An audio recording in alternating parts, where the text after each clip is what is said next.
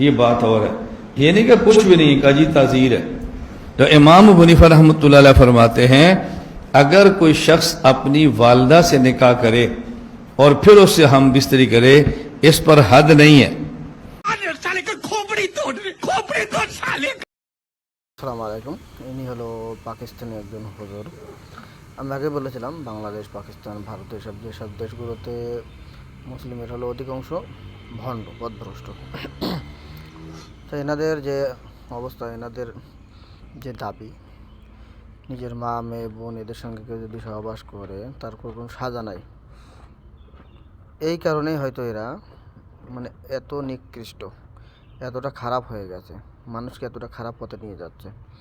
যেহেতু যেগুলো কোনো শাস্তি নাই, কোনো সাজা নাই, এখন এরা মনে করবে হয়তো যেগুলো সমস্যা নাই, মূল সমস্যা হচ্ছে এদের হুজুরদের। এরা মানুষকে পথভ্রষ্ট বানাচ্ছে দিন দিন এবং মানুষকে উল্টো দিকে নিয়ে যাচ্ছে। এদের কিতাবাদিগুলো পড়লে দেখা যায় যে সেখানে এমন এমন কথা লেখা আছে যেগুলো ইসলাম বিরোধী কথা, এবং এরা সেগুলো মুখে অনেক স্বীকারও করে নেয়।